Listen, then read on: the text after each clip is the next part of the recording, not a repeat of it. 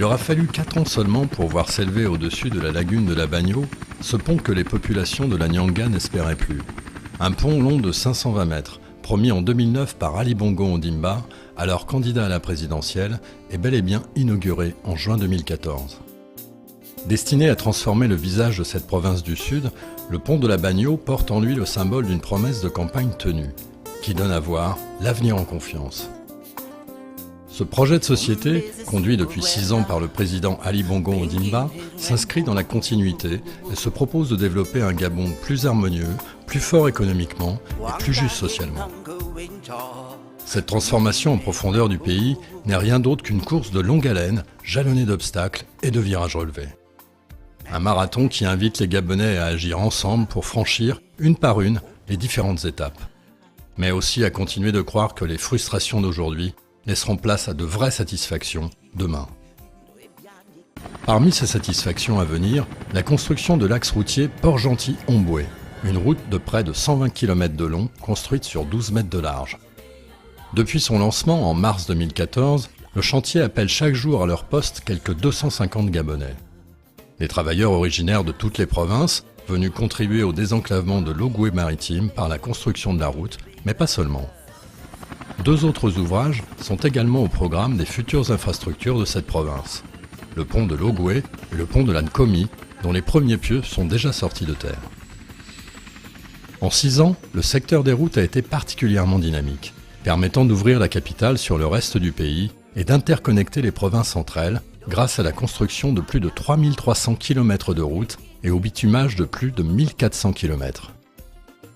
Un dynamisme qui reflète la synergie qui prévaut entre l'Agence nationale des grands travaux, créée en 2011, et le ministère de tutelle. La NGT a également travaillé à l'amélioration de la santé de tous les Gabonais en créant de véritables pôles de santé de référence, dotés de matériel à la pointe de la technologie. À Libreville, la spécialisation chirurgie a été retenue pour le centre hospitalier universitaire. Les services d'urgence générale et pédiatrique ont quant à eux été réhabilités. Même dynamique pour les hôpitaux de Koulamoutou, Lambaréné, Port-Gentil, Franceville, Tchibanga et Makoko. Au nord de la capitale s'est implanté l'Institut de cancérologie de Libreville, hébergé dans le CHU d'Angondjé, lui aussi flambant neuf. Au sud de Libreville, le CHU d'Ovendo, spécialisé en traumatologie, a vu le jour alors que les travaux continuent de battre leur plein sur l'ancien site de Jeanne et Bory, prévu d'accueillir un centre materno-infantile. Si l'amélioration de la santé des populations gabonaises passe par une meilleure qualité de soins, elle passe aussi par une meilleure prise en charge des patients. L'assurance maladie pour tous est l'une des exigences de transformation sociale souhaitées par le chef de l'État. Initié en 2007, le régime obligatoire d'assurance maladie universelle a fait naître la Caisse nationale d'assurance maladie et de garantie sociale. Entre 2009 et 2014, la CNAMGS a successivement pris en charge les Gabonais économiquement faibles, les fonctionnaires, les étudiants des établissements supérieurs du public, puis l'ensemble du secteur privé. Aujourd'hui, plus de 900 000 Gabonais y sont immatriculés et bénéficient d'une prise en charge totale ou partielle de leurs frais médicaux dans plus de 318 structures agréées. Au besoin, la CNAMGS procède à l'évacuation sanitaire du malade. En 5 ans, plus de 1400 personnes en ont bénéficié. L'hémodialyse est couverte à 100% pour les insuffisants rénaux, de même que sont intégralement pris en charge les frais de suivi et d'accouchement de la femme enceinte. La femme gabonaise, qui représente plus de la moitié de la population, est au cœur de toutes les attentions. Le chef de l'État ayant décrété 2015-2025 comme étant la décennie de la femme. Déterminé à accélérer la mise en place de la politique sociale de son projet L'Avenir en confiance, Ali Bongo Ondimba a annoncé lors des assises sociales d'avril 2014 le déblocage sur 3 ans de 250 milliards de francs CFA destinés à financer un certain nombre de mesures. À commencer par la prise en charge à 100% des malades du cancer, des familles en grande précarité et des patients dont le pronostic vital est engagé dès le premier jour de leur hospitalisation. Les allocations familiales des Gabonais économiquement faibles ont également été revues à la hausse.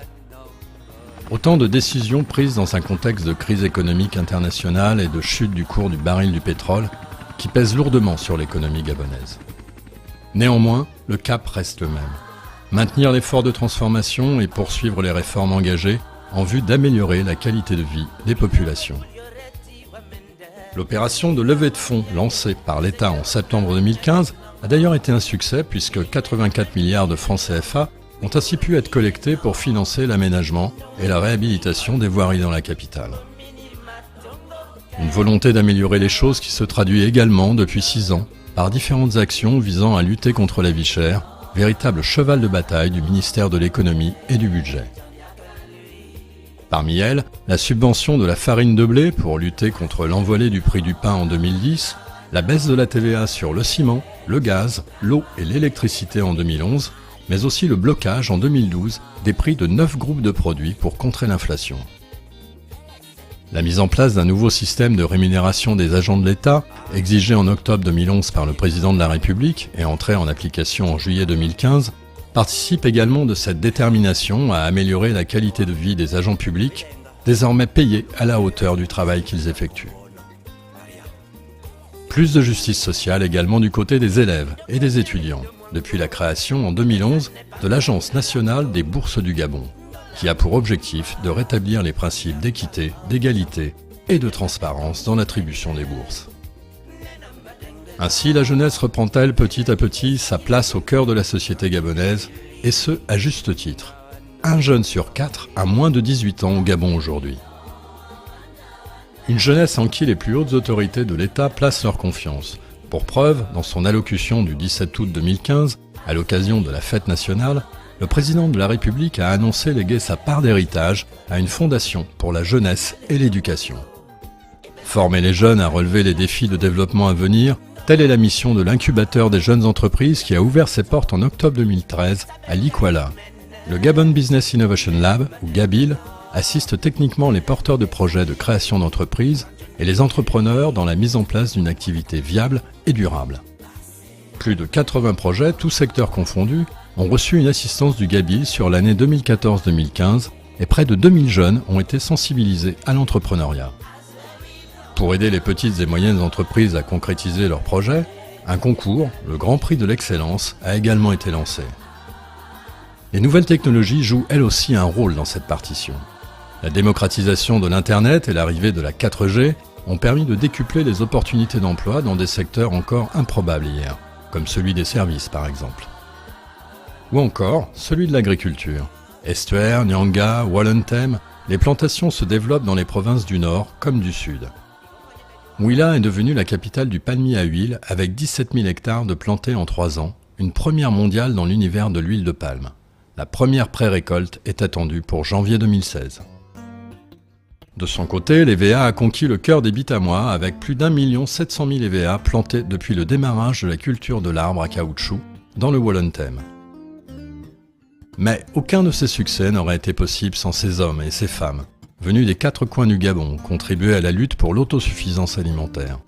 Planteurs, récolteurs, agronomes ou agents administratifs, une formation métier a dès le démarrage des projets été dispensée à tous les postulants, même à ceux qui avaient pour seul bagage leur envie de s'en sortir. Une motivation qui a débouché sur un emploi qualifié pour quelques 6000 désormais professionnels d'Olam Gabon, dont la vie a véritablement été transformée, avec l'attribution d'un logement privatif à chaque famille et une prise en charge de l'école des enfants tous les matins. Tout laisse à penser que le projet Graines, lancé dans le Wallentem et l'Ogoué-Vindo, porte en lui le même espoir de réussite. Le développement durable ne transparaît donc pas uniquement dans les articles de la loi promulguée en 2014. Il est mis en application partout où des projets d'envergure, porteurs de croissance et d'emploi sont lancés. Le Gabon vert est donc, comme souhaité par le chef de l'État, un des piliers sur lesquels l'économie peut s'appuyer pour négocier le virage de la diversification. Fort de ses 13 parcs nationaux et recouvert à près de 90% de forêts, le Gabon regorge de trésors de biodiversité qu'il convient de préserver. Raison pour laquelle Ali Bongo Ondimba s'est engagé en faveur de la signature d'un accord à la sortie de la COP21 qui se tiendra à Paris en décembre. Le centre de compétences de l'Agence gabonaise d'études et d'observation spatiale, opérationnel depuis juin 2015, couvre un cercle de près de 3000 km englobant 23 pays africains, la totalité des forêts des bassins du Congo et de l'Ogooué, une partie des forêts de l'Afrique de l'Ouest et la totalité du golfe de Guinée. Un outil technologique précieux pour accompagner les éco-gardes dans la lutte contre le braconnage et veiller aux innombrables ressources naturelles du pays. Car de leur niveau de transformation dépend la réussite du programme de transformation de l'économie gabonaise et de valorisation du capital humain. L'entrée en activité du complexe métallurgique de Mwanda, complexe pionnier en Afrique subsaharienne, marque le jour du lancement du Gabon industriel dans son volet minier et la matérialisation d'une autre promesse de campagne d'Ali Bongo Ondimba, à savoir l'obligation de transformer localement toute matière première brute. Troisième producteur mondial de manganèse avec 3,5 millions de tonnes par an, le Gabon a su imposer sa volonté d'exporter des produits finis à plus forte valeur ajoutée. 400 personnes ont directement bénéficié d'un emploi qualifié pour relever ce défi. Il aura aussi fallu investir dans des infrastructures énergétiques d'envergure. Le barrage de Grand Poubara en est la meilleure illustration.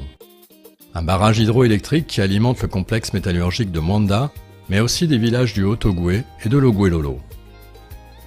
Les populations bénéficient donc directement du développement du tissu industriel gabonais. La centrale thermique d'Alenakiri produit, à titre d'exemple, un tiers de l'électricité de Libreville. Une centrale thermique de dernière génération qui invite là aussi les investisseurs à miser sur la zone sud de la capitale. L'interdiction d'exporter des grumes non transformées, décidée par le chef de l'État en 2010, va dans la même logique. 135 nouvelles usines de transformation étaient recensées dans le pays en 2014, contre 90 seulement 4 ans plus tôt. Le volume de bois transformé a été multiplié par 4 depuis 2010, et en 3 ans, le nombre de personnes ayant trouvé un emploi dans l'industrie forestière a doublé, pour dépasser la barre des 7000. On peut également dire sans hésiter que l'image du Gabon hors des frontières s'est transformée. Affichant un taux de croissance de 5,9% depuis 2009, le Gabon suscite de plus en plus d'intérêt. En proposant des conditions d'installation très favorables, la zone multisectorielle de Nkok ouvre aux investisseurs du monde entier les portes d'un pays traditionnellement attaché à la paix, où le Conseil national de la démocratie joue un rôle déterminant dans le dialogue politique. Là où hier il n'y avait qu'un village, se développe un pôle d'attraction économique internationale. Bien sûr, d'autres défis restent à relever. Celui du logement, grâce à la conjugaison des efforts du ministère de tutelle, de la NGT, de la Société nationale du logement social et de tous les autres acteurs publics et privés.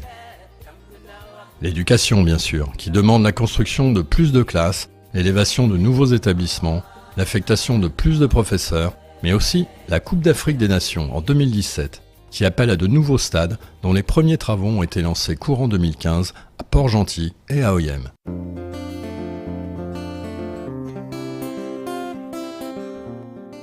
Si on continue dans cette perspective, je pense que ça irait mieux. Si on continue vraiment dans cette perspective, ça irait mieux. Il y aura un lendemain meilleur. La promesse du chef de l'État a tenu, parce qu'ils avaient donné la grâce présidentielle 1 an. Et il a honoré. J'aimerais que ça continue toujours de bien marcher, pas qu'aujourd'hui ça marche et demain pas. Je fais confiance aux dirigeants. Vu les initiatives et les idées qui viennent de gauche à droite et ce qui semble se mettre en place, moi je pense que l'avenir nous réserve mieux que ça.